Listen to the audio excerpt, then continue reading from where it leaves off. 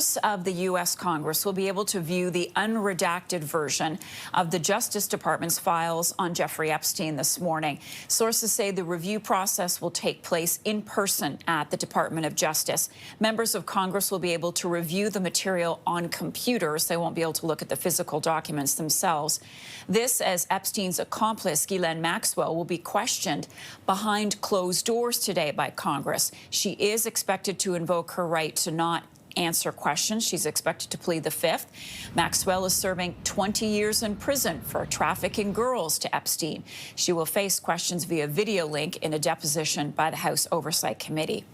In London, Prince William and Princess Catherine are expressing concern for Jeffrey Epstein's victims. The Prince and Princess of Wales say they are deeply concerned about the revelations about Epstein. This is their first public statement on the scandal.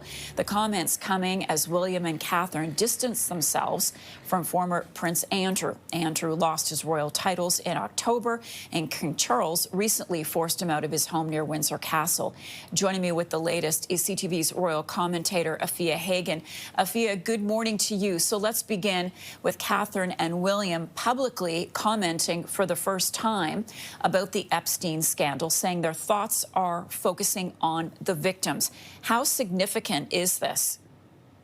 I do think that statement is significant. Now, this was given to media traveling with Prince William as he is on his way to Saudi Arabia at the behest of the UK government. He's on a trade mission, so to speak. And so, yes, this statement was given to the traveling media, and it was very simple. The spokesperson said, "I can confirm the Prince and Princess have been deeply concerned by the continuing revelations. Their thoughts remain focused on the victims." This is on the same day that the King has been out and about and has been heckled once again about Andrew Mountbatten Windsor, formerly Prince Andrew, a heckler shouting, "What did you know about Prince Andrew?"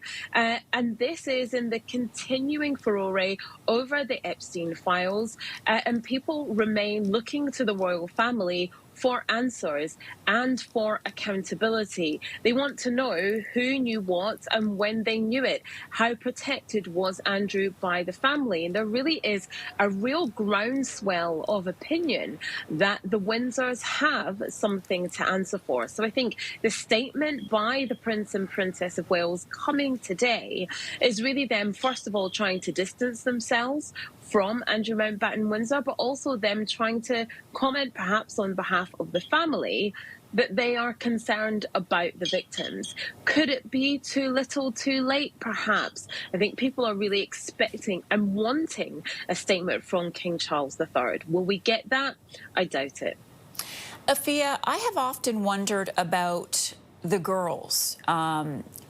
Andrew and Fergie basically alienated now by the royal family. You and I talked a couple of weeks ago about Fergie's charity being put on pause. But what about their two daughters, Eugenie and Beatrice? Well, Beatrice and Eugenie, first of all, they remain princesses. Nothing has happened with their titles. Eugenie has pretty much cut off her father. There have been reports over the past couple of weeks that she is not speaking to him publicly or privately. She's not supporting him at all. She's been devastated by the revelations. Beatrice, on the other hand, is remaining supportive of her father privately, but they have really been embraced by the royal family, by the firm. We saw them literally front and centre of the family at Christmas at Sandringham. But it must be increasingly difficult for Beatrice and Eugenie, who must feel that they've had to parent their parents through all the problems that they've had, privilege, greed, and what that has led to. And so those two girls absolutely privately very upset, devastated by the accusations levelled against their parents, and trying to figure out how they go forward in their royal lives, in their private lives, and choosing slightly different paths.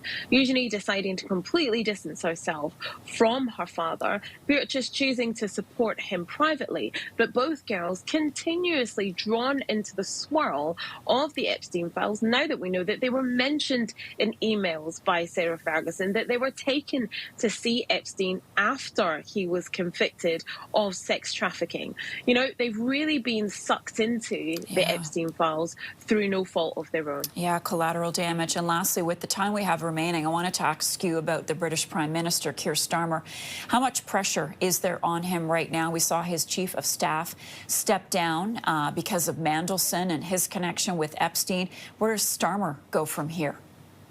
So Keir Starmer is facing increasing pressure. We had a statement from the leader of the Scottish Labour Party, Anna Sarwar, earlier on today. He said he has no confidence in the Prime Minister and it's time for him to go. So the pressure is increasing on him hour by hour. His Director of Communications has stepped down as well. A lot of people saying that it perhaps is only a matter of time before the Epstein files brings down Sir Keir Starmer. That remains to be seen how this will play out over the course of the day and into this week, but he is facing increasing pressure. Afua, always great to have you with us. Thank you so much. Afua Hagan joining us this morning from London.